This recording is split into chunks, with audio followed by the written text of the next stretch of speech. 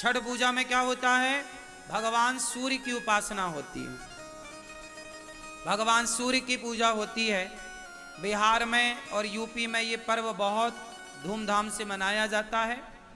भारत के कुछ हिस्सों में बहुत अच्छे से ये मनाया जाता है। ये पूजा है भगवान सूर्य की। संतान सुखी रहे, संतान हो, इसके लिए छठ पर्व मनाया जाता है। परिवार बढ़े, संतान सुखी रहे, बच्चों पर कभी कोई संकट ना आए, बच्चों की दीर्घ आयु के लिए, बच्चों की सब प्रकार से सुरक्षा के लिए छठी मैया का उपवास और पूजा होती है। भगवान सूर्य की आराधना होती है कि बच्चे बुद्धिमान हों। इसके बाद आएगा हाँ, अक्षय नवमी बोलते हैं, आंवला नवमी भी कहते हैं। कौन सी नवमी? इस आंवला नवमी के दिन कहते हैं कि आंवले के पेड़ पर ही भगवान श्रीमन्नारायण का वास होता है। आंवला नवमी के दिन जैसे रविवार को, एकादशी को तुलसी पे भगवान नारायण का वास होता है, उसी दिन उसी प्रकार आंवला नवमी को अक्षय नवमी भी कहते हैं। इस दिन आंवला दान करने की महिमा है। इस दिन आंवले के पेड़ के नीचे बढ़िया भोजन प्रसादी बना करके वहाँ पाने की, भोजन करने की, भोजन कराने की बड़ी महिमा है। हमें बचपन में याद है, हम लोग, हमारी माँ और हम लोग जाया करते थे खेतों में, जहाँ आंवले का पेड़ होता था, वहीं बढ़िया बनता था प्रसाद, वहीं भोग लगता था, वहीं खाते थे। आंवला भी खाया करो, ये औषधि है। तो अक्षय नवमी कहते हैं, अक्षय नवमी के दिन किया गया कोई भी पुण्य अक्षय फलदायी होता, उसका कभी क्षय नहीं होता। तो आंवले का पेड़ घर में लगाइएगा और आंवले की पूजा करिएगा। देखो हमारे जो त्योहार हैं कितने वैज्ञानिक हैं कि हम लोग पेड़ पौधों की पूजा करते हैं, आंवले के पेड़ की पूजा, ये प्रकृति की पूजा है। फिर आएगी एकादशी। कौन सी एकादशी? हाँ, देव उठनी एकादशी, इसे बड़ी एकादशी भी कहते हैं, बड़ी 11, देव उठनी एकादशी।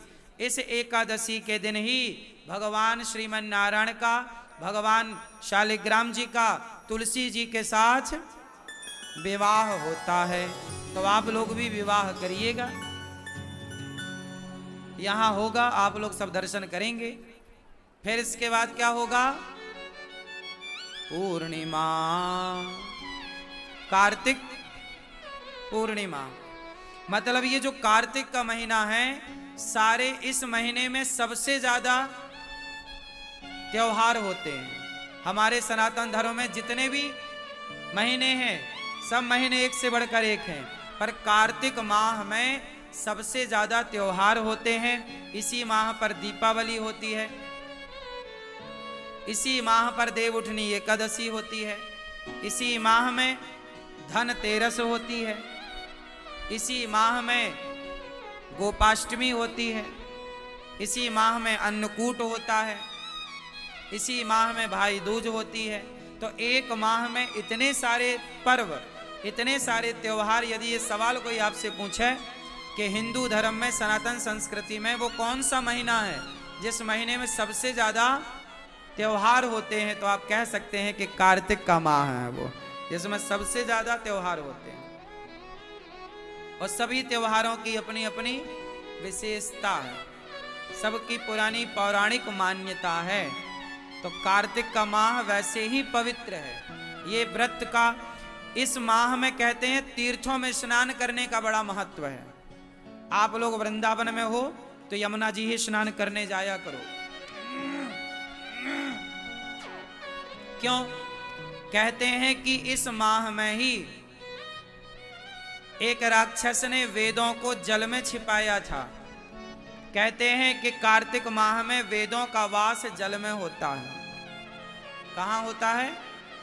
वेदों का वास कहाँ होता है? तीर्थों में, नदियों में। जितने हमारे तीर्थ नदियां हैं, जलाशय हैं, उनमें वेदों का वास होता है। इस महीने में वेद जल में शयन करते हैं, जल में वास करते हैं। तो वेद जब वास करते हैं तो कहते हैं कि जब आप जल में तीर्थों में स्नान करते हैं तो आपको वेद माता की कृपा प्राप्त होती है, और वेद कृपा करते हैं तो आपका ज्ञान बढ़ता है, आपका यश बढ़ता है, आपकी कीर्ति बढ़ती है, आपकी बुद्धि कारगर होती है, मीन्स अच्छी होती है, पवित्र होती है। इस माह में दीप दान करने की भी महिमा है।